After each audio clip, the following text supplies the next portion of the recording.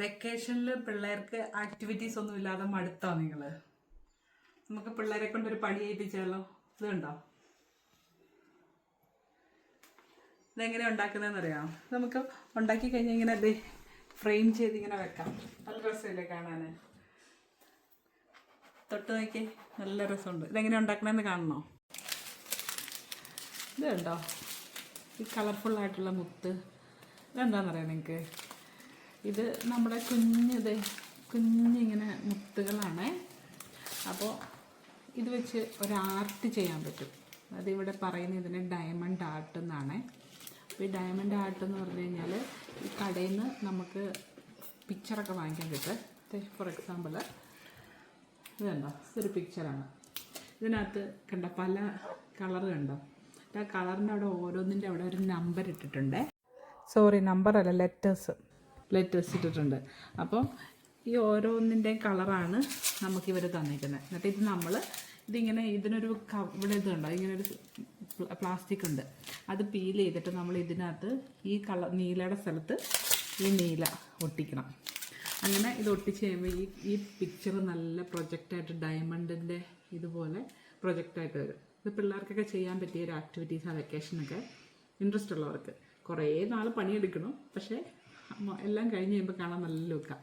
അപ്പോൾ ഇത് ഞാനിവിടെ വെക്കേഷന് അല്ലുവിന് മേടിച്ചു കൊടുത്തു. അപ്പം അല്ലു ഇത് ചെയ്ത് കഴിയുമ്പോഴേക്കും ഫൈനലി കാണിച്ചു തരാം. അവൾ സ്റ്റാർട്ട് ചെയ്തിട്ടുണ്ട്. ഇവിടെ ഇതുണ്ടോ, ഇവിടെ നോക്കി ഇങ്ങനെ ഡയമണ്ട് ഇവിടെ ഒട്ടിച്ചിട്ടുണ്ട്, ബ്ലാക്ക് ഒട്ടിച്ച് കഴിഞ്ഞിട്ട് ഫൈനലായിട്ട് വരുമ്പോൾ എങ്ങനെ ഇരിക്കുമെന്ന് കാണിച്ചു തരാം കേട്ടോ. ഈ വെക്കേഷന് പിള്ളേർക്ക് ടി വി ഒക്കെ കണ്ടുകൊണ്ട് വെറുതെ ഫുൾ ടൈം ചിലവാക്കുന്നതിന് പകരം ഒരു ആക്ടിവിറ്റീസ്, അപ്പം അവർ സ്ക്രീനിൽ നിന്നൊരു ഓഫ് ടൈമും കിട്ടും, അവർക്കൊരു എൻ്റർടൈൻമെൻറ്റും. കണ്ടോ, ബ്ലൂ കളർ അവൾ അതിൽ നിന്ന് എടുത്തിട്ട് ഇങ്ങനൊരു പെൻസിലുണ്ട് അതിന് ഒട്ടിക്കാൻ. എന്നിട്ട് അത് വെച്ചിട്ട് ഇതിലിങ്ങനെ കുത്തി എടുത്തിട്ട് കണ്ടോ ഇങ്ങോട്ടിലേക്ക് ഒട്ടിക്കും.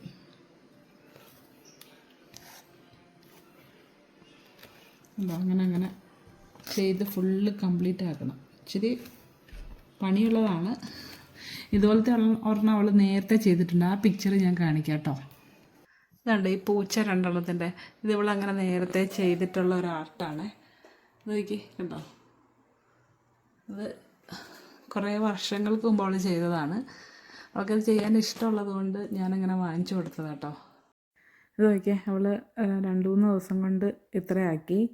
ഞാനും ഒന്ന് ട്രൈ ചെയ്യാമെന്ന് വെച്ചു. എനിക്കതിനെ കണ്ണ് പിടിക്കുന്നില്ല. ഓ, തെറിച്ചുമില്ല. Don't press too hard. ഇങ്ങനെ തീയിലവൾ വെക്കണം. തീയാണല്ലേ? You have one already. one already ഉണ്ട് അതേൽ.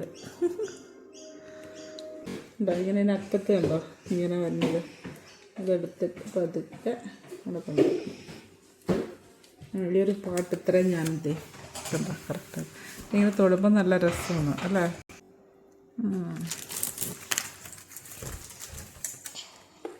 Okay, continue.